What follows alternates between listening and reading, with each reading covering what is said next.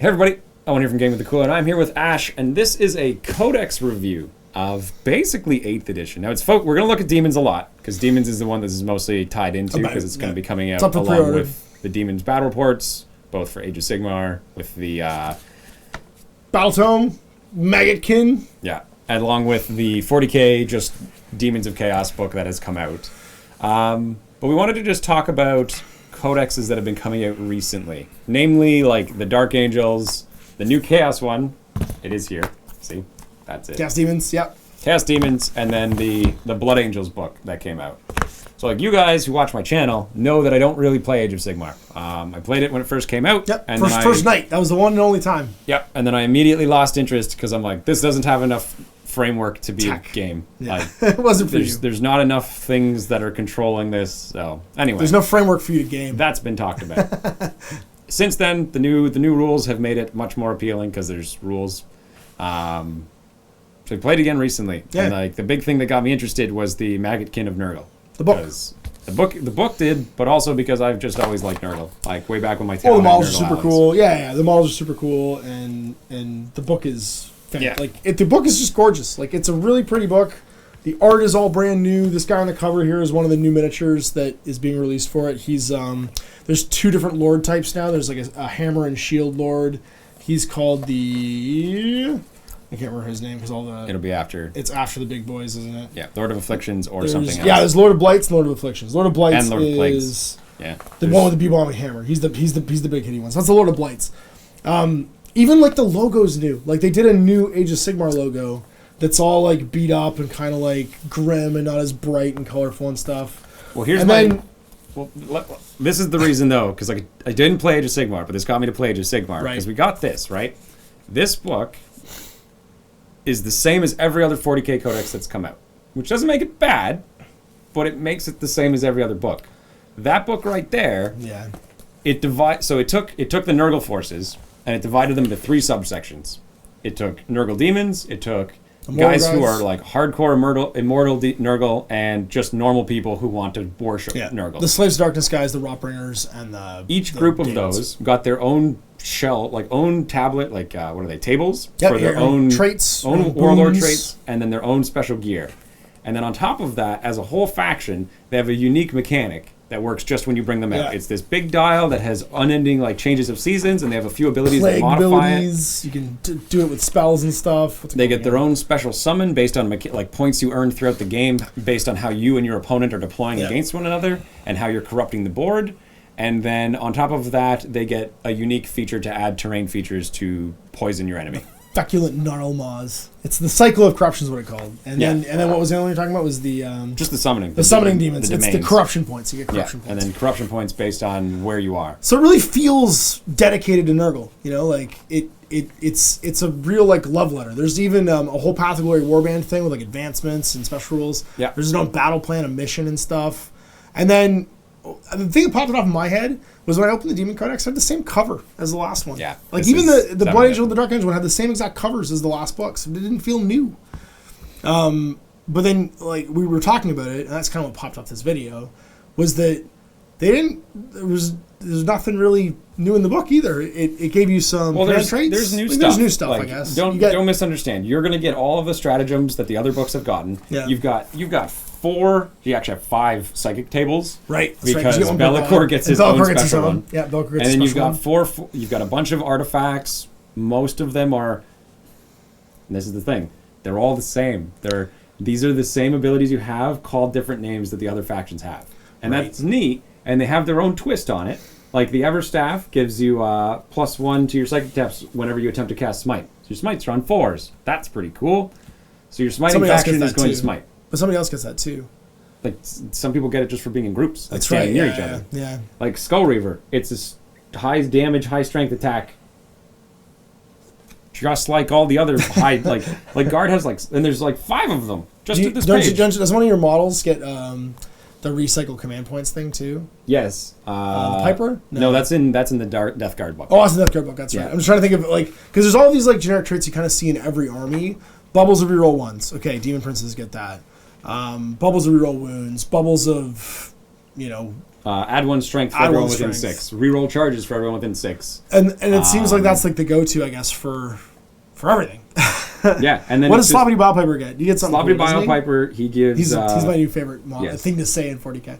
whenever a Nurgle demon unit takes a morale check, roll 2 dice and discard the highest, which is really, really good, by the way. Yeah. Like, this is what I mean. Don't misunderstand. This isn't a bad book. No, it's a good book. You're going to do Sloppity Biopipers teamed up with 20-man units of Nurgle or Plague Bearers. They just bring it back to life. Impossible to do.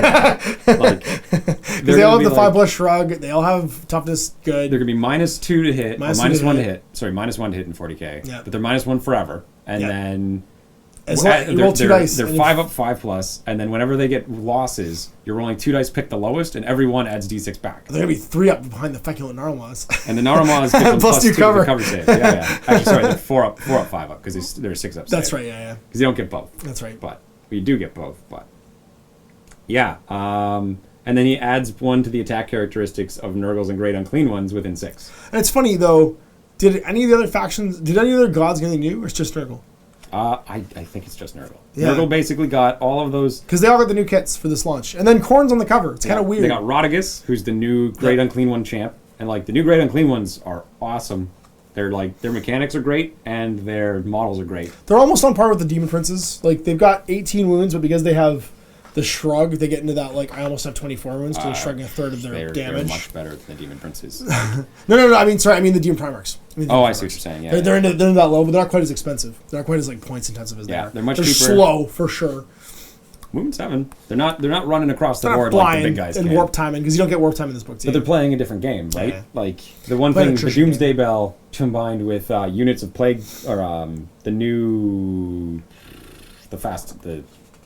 We love them. They're the great little Nurgle beasts. Beasts of Nurgle. Beasts of Nurgle.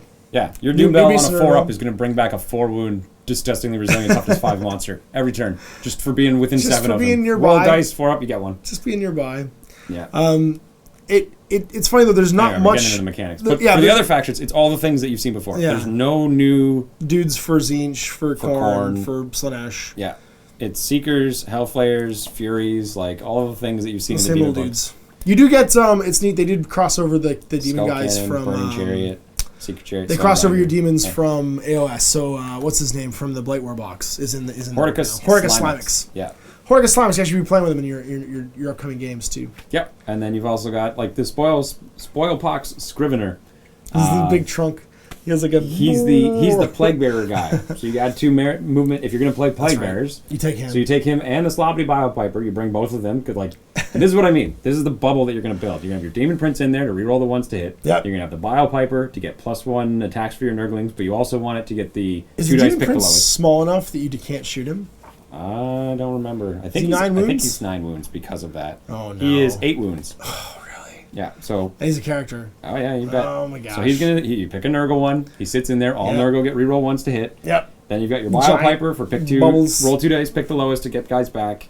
You've got the Taskmaster, get +2 movement for your Plague Bearers. You've got add 1 to hit rolls for Plague Bearers within 6. And if you make a hit roll of a 7 within 6 of one or more of these guys, you immediately make an additional attack. So you're hitting on... So you're building a bubble. We get it. The rules are good. You make a bubble. And it's a good bubble. It's durable. It's faster. It's the same as making a Dark Angel bubble. Yeah. Only now you're doing it in melee. You're doing it with melee instead. It's yeah. And that's I think Do that's you remember in Warhammer Fantasy how people hated Death Stars? Death Stars. Yeah. And 40k has become a game of Death Stars, and the Codex overlapping rules and stuff have become... They feed into it entirely. Yeah. By the new rules being all aura buffs, and then they're non-exclusive aura buffs, and so... that's just 40k, though. I'll be honest, like... Stack them. That's more of a comment. That's not a comment in this book. That's a commentary on 40k in general. Right. Is that's putting demons into the ring of being able to do that, basically. Yeah, because now they're competing with like the 5 different Space Marine guys. Exactly. That all do the same the 5 different Space Marine chapters that all have a different colored version, basically, of that same overlapping. Samael does it, but with bikes. Yeah. Azrael does it with infantry. Yeah. Dante does it with his own guys. Raven do it with dreadnoughts because they're all mice when hit dreadnoughts, stuff like that. And I think what's kind of popped into my head is you got this book that kind of has something for everybody. I think I did a live show about this a little while ago where I was like, it feels like these books are all about match play, and these books are like a book about the army you're wanting to play. Yes. If that makes sense, you know what I mean? Like, because if I was like really excited about Tzeentch Demons, you know, or like the followers of Tzeentch in 40k, there's stuff for me in this book, but it's not about that. You get 3 stratagems per god, so like that's 12. But if you're because I know a couple people who play demons, and most of the people who I know who play demons play one god. Yeah. They like the Nurgle guys, they like the Khorne guys. Obviously they have a collection that spans a few of the other ones, but they're like, I play Khorne, or I play this. And this book doesn't really do you the justice if you want to play your god. Yeah. Because it lacks what the Age of Sigmar one has, which is a super in-depth. And you could obviously say, and the best response is, well, there's 4 in this one.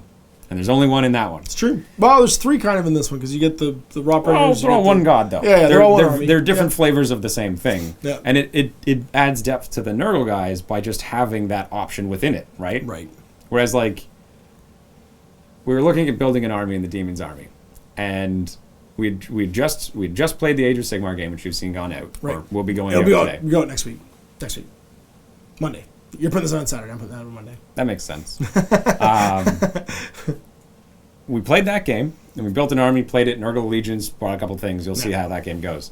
And so we sat down to make the 40k equivalent, because I don't have a big demon army. I'm just getting into it, buying all the new models. Well, you're using what you use for AOS, so we're flipping over as much as we can. And we were like, okay, well, you've only got 1 HQ, because I don't have the other ones yet. And how can we fill this out? And then I went, oh, I could just add a bunch of Khorne guys, because it does nothing at all. Doesn't change it. No, not at all. Your allegiance doesn't really do anything. And there's nothing in here either about, a few of the stacking auras don't apply to the other factions. But in the old days, like, you had your demonic animosity, and like gods wouldn't fight for gods, and it kind of pushed you towards like you're wanting to do things differently. You know what I mean? Like, you want to take your allegiance to whatever the thing is. But like literally all it does in this allegiance, it says you can reroll hit ones of blah. You're just picking your allegiance based on the auras. You're picking which auras you want to take for your characters. Yeah. And there's a solid argument for Nurgle, because they just got a bunch of new characters that give you new auras. But there's no penalty. Like, it used to be that, there is no penalty. It used to be that, and like, that was the same thing I said with Guard. Well, that's it. Khorne would charge, you know, like the units he didn't like, and Nurgle hated Tzeentch because it's the no change versus change. You'd roll on that crazy table where it's like everyone who's not the god you wanted just gets hurt and stuff like that. And there was the crazy like warp storms and demonic stuff, and that was the kind of stuff that people in match play hated. Yes. But they gave the army the crazy chaos flavor, you know what I mean? And that's what this gives you. You have your cycle of corruption, you know, you have all that crazy stuff that happens, like, as the wheel of the cycle of corruption comes forward, I get ever closer to, like, it just blows up my units with stuff. Or your guys all heal, or like... Sixth number 6? It's the 6th one, isn't eventually. It? Yeah. You'll get there. They just hurt the enemy. And I think the reason this maybe popped into our heads so much was we had these next to each other, right? We had these books next to each other, and one is so clearly like... a love letter to that army, to Nurgle, right? Like, the background is really cool. It gives you the cycle of that god, all of his followers. And this one feels to me like there's going to be a bunch of these books for 40k coming out in a year or two. Yeah, you're going to see like, the Codex Nurgle and Codex Tzeentch and Codex followers Khorne, of Nurgle, maybe. Something like that. I hope. I really hope when that does come out. I'd get it. They use these. You know what I mean? They use this as a template. Give me some crazy sort of like theme stuff. Give me a cool themed mission. More of that. Give me a new cover. Like, that's I don't know why that bothers me so much, but like, you've brought it up 3 like 11 books times tonight. But it really bothers me that you have this gorgeous new and the book is full of new art. Like, that's the crazy thing. Yeah, there's a ton of it. Is the actual Demon Codex is completely full of new art. And none of it's on the cover. They use the same cover and they've done it for 2 codexes now. The Blood Angels one, the Dark Angels one, this one, they're all the same codexes before. All new maps, all new gorgeous layouts. New art in there. And I mean, some of it's pretty bananas. Like, it gets a little... There's some pretty dark stuff. There's one it gets there's a little one piece in the Nurgle one. I'm going to show it. Yeah. So, like, you know, I'll do the comparison that I did. I might zoom in this video. So you look at the Scrivener. and I'm gonna hold this up. He's like a funny jelly. So dude. he's a demon. He's got a little like his intestines are a little cut and he's a little hurt, right? Yeah. And like, oh, he's gross because he's a monster. And you get 2 pages over, and it's it just shows like plague bearers and nerdlings. Entrails and this is what it is. There's a lot of cut up body parts that it turns into a little like the slime is gets everywhere. a little event horizon there. This guy's got a needle through the nipple. Like you could put that on the cover. You're not putting that on the cover for sure. Like you'd have a parental advisor in the cover again if you did that, like we had in the '80s, where there was a parental advisor in all whatever. that. My videos get flagged every time I update, so whatever. But like it bugs me. It honestly bugs me that it, like, as a consumer, if I wanted to buy something and I'm excited about something new, that it doesn't differentiate itself as being new. Like the books don't feel. I think maybe for me that's the problem from the get go is the books don't feel new because they look exactly like the book that I had. Like if I put them on my shelf next to each other, unless I saw like the tiny little bottom logo right here in this corner, which is the new 40k logo, because every time 40k comes out, there's a new Warhammer in like like it's like a Thunderhammer. I wouldn't know that was different from the last one. Like I would have no visual way of telling that it wasn't the 8th edition Codex. And that's maybe that's just kind of like that's putting it into stark relief for me. But like when you put this next to it. And I look at how like well thought out and how for everybody this one is because it's full of fluff. It's got I don't think this one wasn't well thought out. Path to Glory. No, I'm just talking about like being for everybody. Oh, whereas that one's got some background. You're playing match play, but it's match play. It's a very it feels like a match play manual to me. You never had to get away from the indexes if you just wanted to play narrative. No.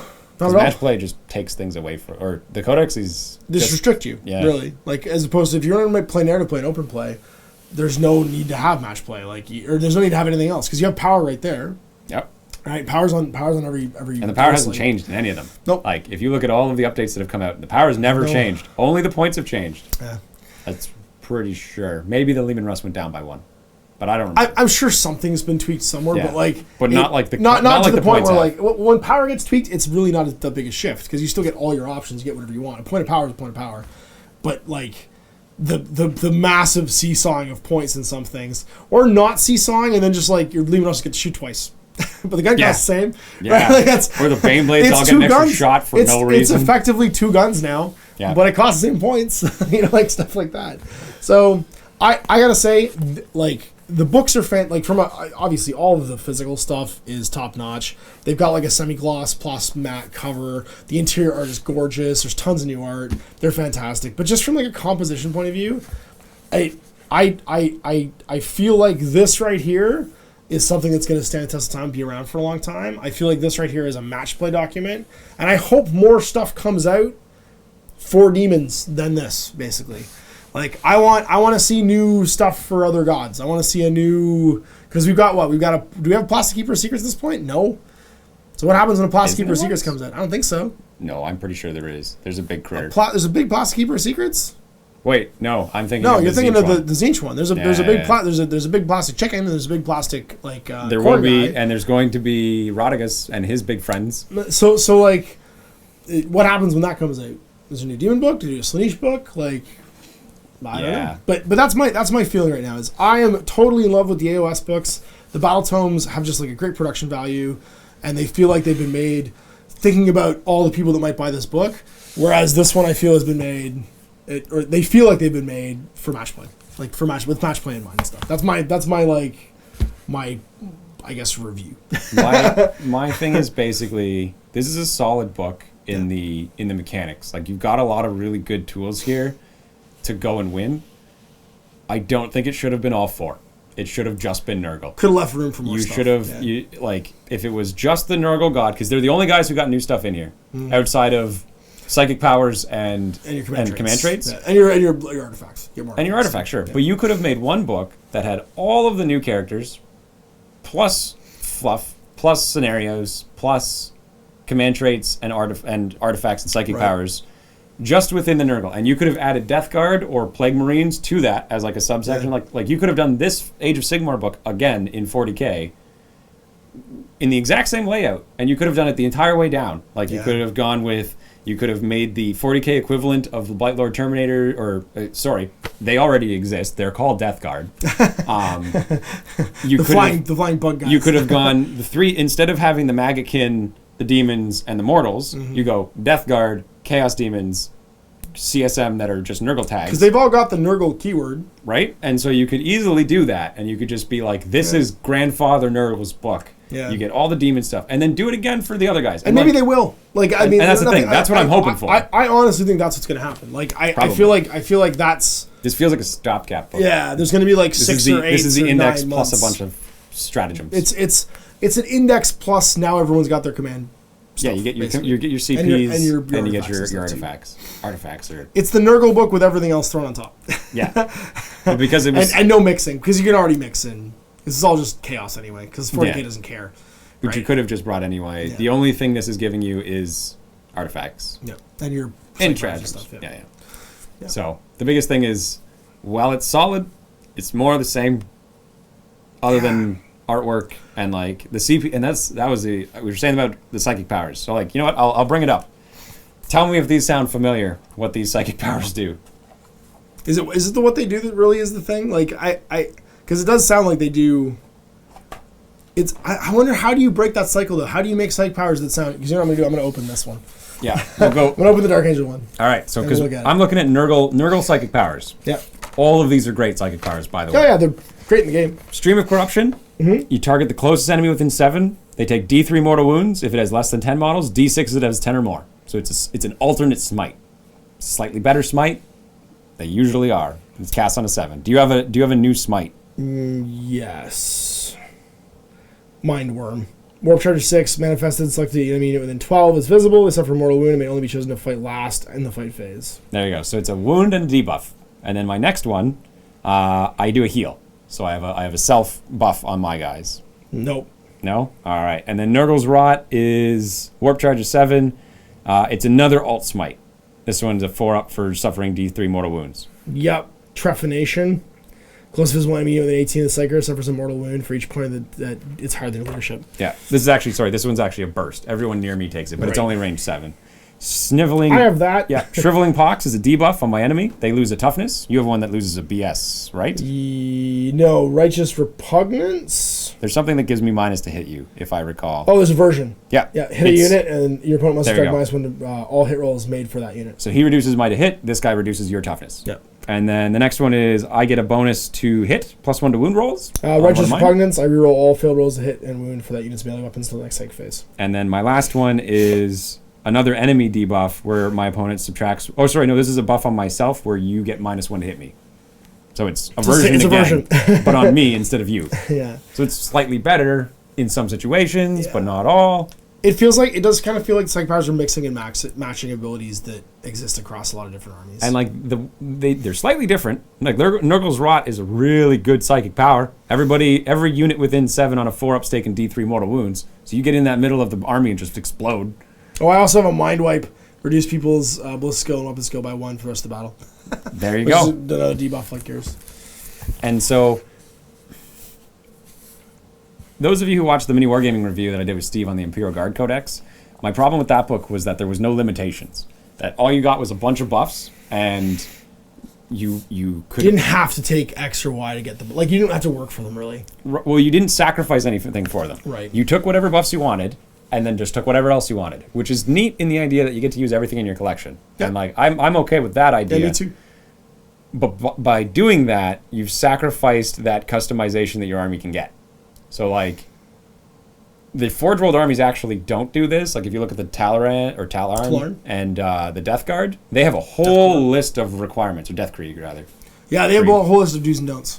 They're not allowed to take this. They're not allowed to take that. This counts as this, stuff like that. That's funny, but the 40k codexes don't tend to do that. But the 40ks don't do that. Yeah. They say take whatever you want, and these abilities work if you call your army this. Well, there's a nickname for that on the internet. It's called soup armies, and the soup army doesn't seem to be any intent to remove the idea of soup.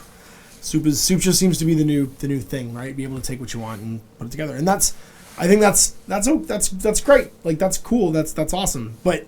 I think maybe what you're feeling is because you can do that, because every army has access to these really similar abilities, it's that Death Star thing. Everybody's got a stubborn banner. Everybody's, you know what I mean? Like it's the old, everybody's got a horde. Here's my general with my stubborn banner, and my wizard, BSB, and this, something that gives us awards. It's starting to feel like that 8th edition fantasy thing where every army had some variation of that. Psychic powers you're going to take are an offensive, defensive, offensive damage, offensive buff, self buff. Thank goodness there's no templates anymore because they don't have the remote from play vortexes that were in fantasy. That was the offensive damage. Yeah. Everybody stood together and just shot vortexes at each other. Yeah. So, if those of you who are looking for demons from like a match play, you want to go play at your local tournaments, it's gonna be great. Go Nurgle. It's probably the best one, and only for the fact that it got a bunch of characters that do extra auras on top. Yeah, they do a lot more aura layering, and then you can customize like your demon prince and stuff to bring a commander that can't be shot. And any demon prince can have any allegiance, so whatever team you pick. Yeah. Khorne's got a bunch of neat little things too, like flesh hounds can just deny the witch all the time with their collars. Yeah, stuff like that. I think they can't even be hurt by psychic powers or something like that. They have some resilience. There's immune to them. I'm pretty sure they're like the Colossus. That's the color of Khorne. Yep, and so like Khorne's got a neat thing. Zeech got a whole pile of abilities. Those of you that are worried about the whole like brimstones and blue horrors and stuff. Their saves have been modified, so it's like 4, 5, 6, depending on which type they are, and like they'll burst into the lower tiers, but you got to pay for it. I don't think you. Isn't it all Exalted Flamers now? Yeah, it's all Exalted Flamers with their fires. They're amazing fires. Yeah, and so like, then there's Blood Crushers, Demonettes, Slaanesh. I don't think got anything. I haven't looked a lot into Slaanesh because it was all the same models I've seen for like 4 years now. Brimstone Horrors are hilarious. They have a page of special rules, by the way. Like, they have their own page. 1, 2, 3, 4, 5, well, it's all 6, the horrors 7. on one thing. It's like 8 paragraphs. They all shoot coruscating flames. Yeah. And then the number of flames they shoot or don't shoot changes depending on which kind they are. Like, only the big ones cast the flames. But yeah, it goes right down to the pair of Brimstone Horrors. All 3 of their stats are 1 unit because they all... Anyway. Sorry. No, you know what it is now? It's that they all split. They go back to splitting. Every time a pink horror is slain, you add up to 2 blue horrors to the unit. Each time a blue horror is slain, you add 1 pair of Brimstone Horrors to the unit. Yeah. So you can't just buy Brimstone Horrors anymore. That's how they fixed it. And the invulns get worse. Yeah, their invulns go 4, 5, 6 down to Brimstones. Yep. So for those of you that were obnoxious, you can't buy them anymore. They've actually just made them into a unit by themselves. They're all 1 unit. So you have to use the box as intended now. So whoever owns 80 Brimstone Horrors is gonna be sad because they're gonna need. How many would you need? You need 20. You need 20 pink horrors. Well, you probably got them. You just never built them. You need 20 pink horrors to split into 40 blue horrors. Split into 80. No, because 80 individual bases of Brimstone Horrors is actually it's 40. 160. No, because it's 2 per base. So every time a blue horror dies, 1 of those pops out, not 2. No, you're backwards. It's 2 comes out. It goes from 1 pink to 2 blues to 2 brims. Yeah, but the brims are 2 on a base, so they don't pop out as 2 models. They pop out as 1 model. So if you have 80, you actually need twice as many blue horrors to die. You need the same number of blue horrors to die because the Brimstone Horrors are 2 to a base as opposed to 1. They didn't have them come out as individual Brimstone Horrors. They come out 2 at a time. That's not what this says. It is. Be 1 Brimstone Horror. Add 1 pair of Brimstone Horrors. Yeah. So actually, if you have 80 Brimstone Horrors, then you need to have 40 pink horrors to split into 80 blue horrors to then split into your 80 individual stands of Brimstone Horrors.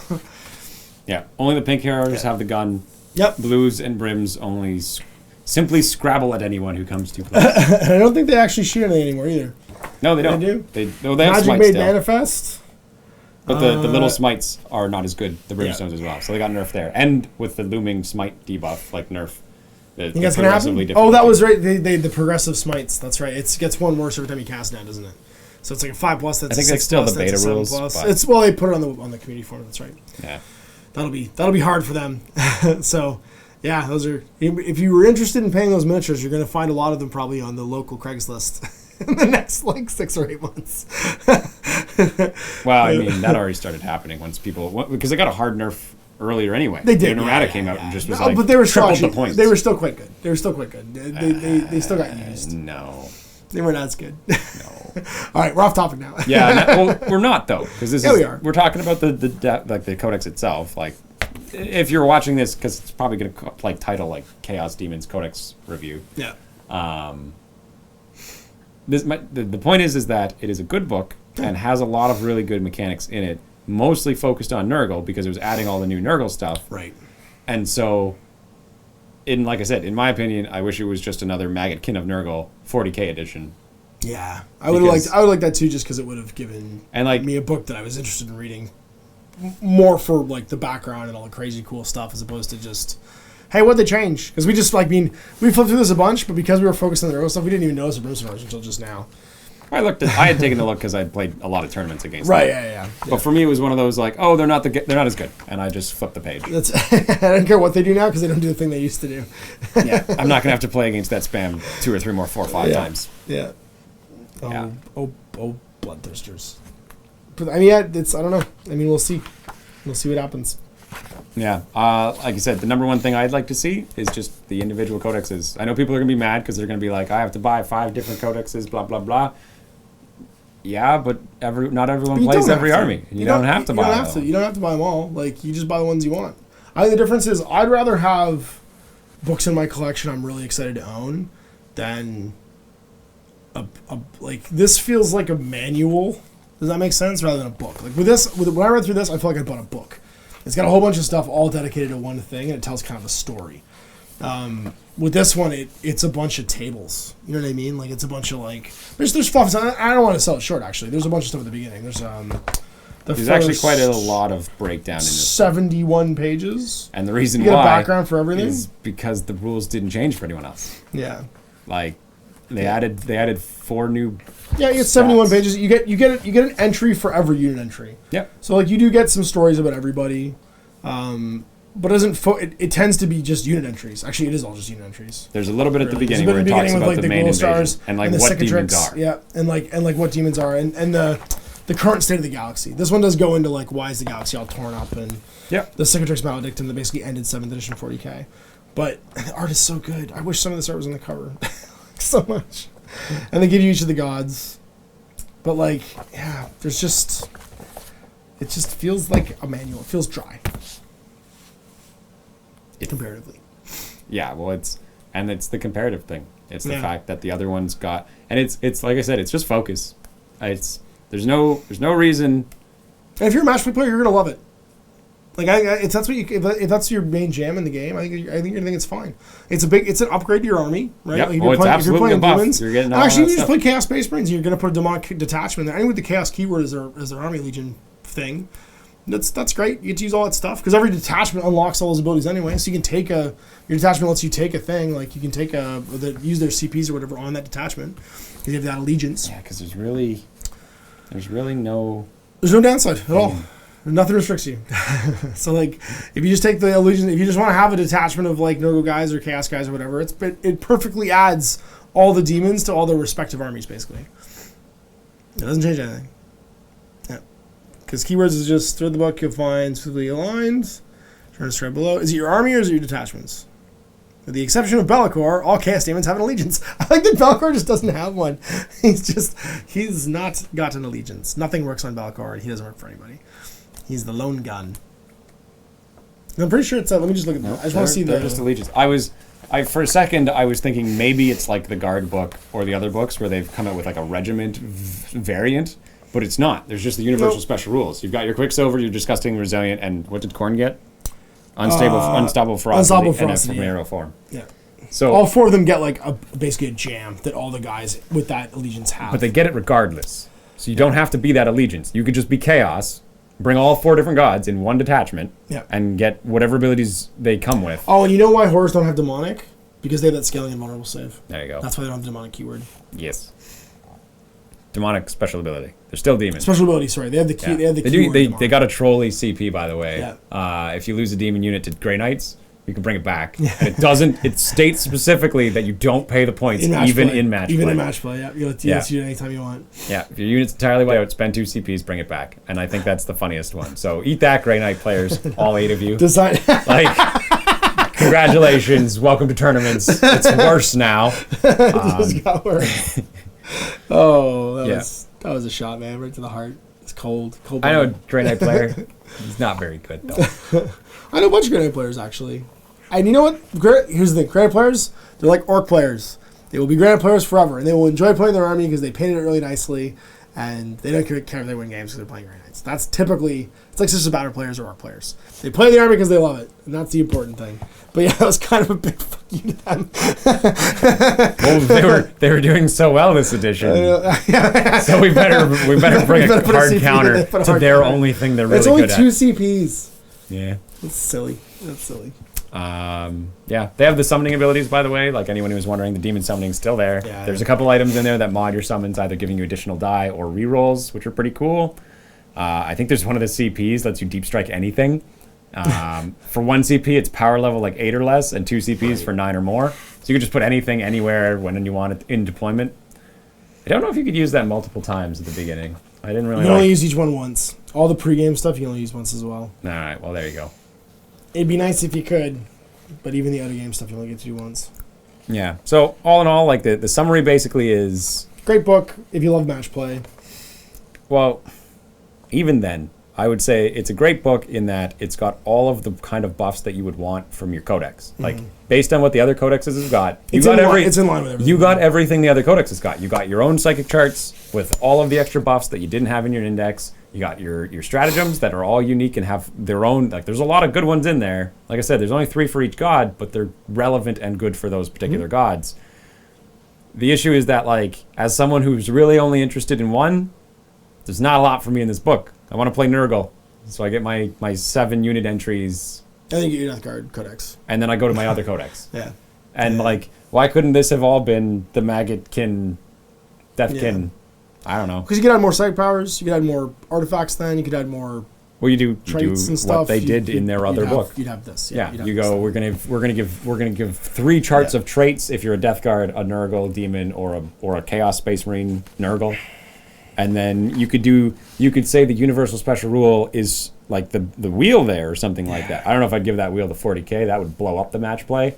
But but they've always had crazy stuff. They've always had things like the demon worlds and the storms of chaos, and like the demon codexes have always done that. They've always been like, hey, it's raining pudding now, and like there's always just like whatever's going on. Or the roll a dice for every unit on a 6, they take like they just huge explode hits or whatever. Like and it always cut both ways. That was the other thing, is it always cut both ways. There's no penalties.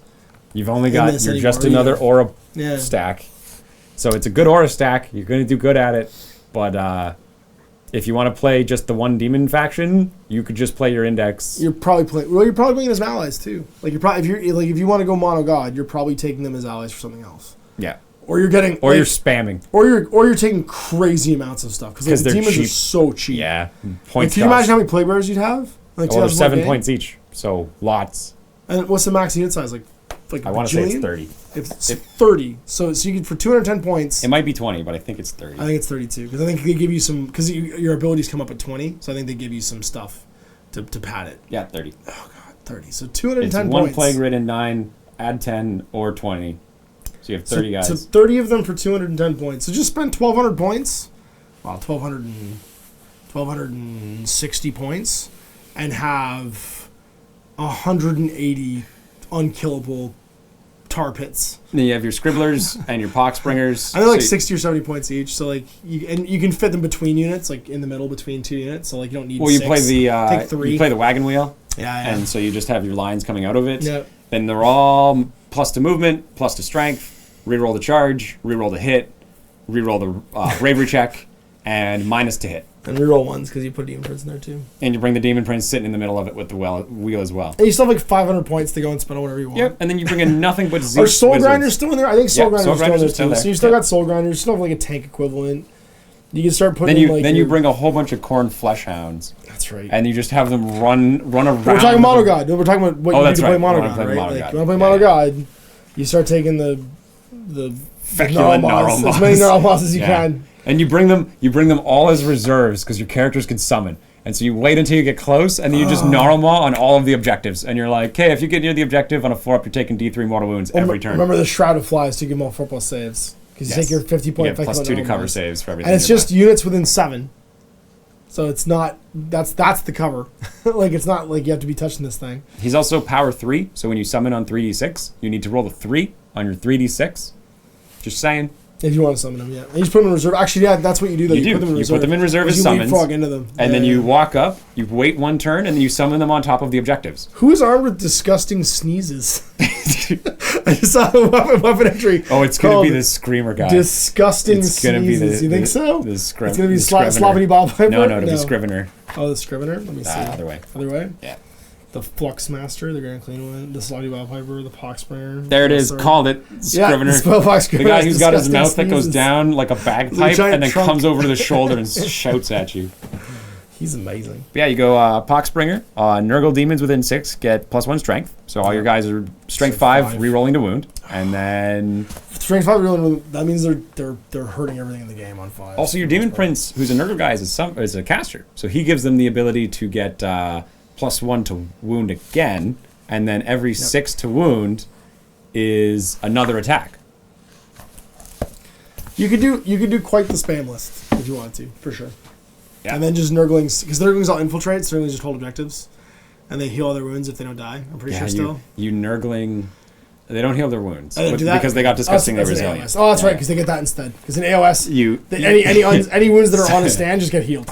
So you put all the objectives right in the middle of the board. Like run a line across the center when you get to deploy your objectives, which almost all the ITC things are, by the way. It's either one in your deployment, each of deployment, and then across the middle. And the troops, which means they have well, no. What you do is you put them across the middle, and then turn 1, you don't move with any of your characters, and summon multiple Biomaws on all the center objectives. Oh, the normal because it's within 14. Yeah. So you can be like, bam, bam, bam. All of the objectives have these Normals, and there's nothing you can do. They're there forever. Oh, that's true. You could do that. Because it's within 12 of the deployment edge. So you could do this without doing anything turn 1. I don't know if you could summon multiple times, but I bet you can. No, you can only do it once. Demonic Ritual, page 85. Go double check. It's a psychic power. Even if you could do it once. Each hero can do a Demonic Ritual. I'm pretty sure each guy. The only requirement was they couldn't move. Yeah. But let's double check. Demonic Ritual. Instead of moving, any Chaos character can. It's any Chaos character. Yeah. It's a summoning unit.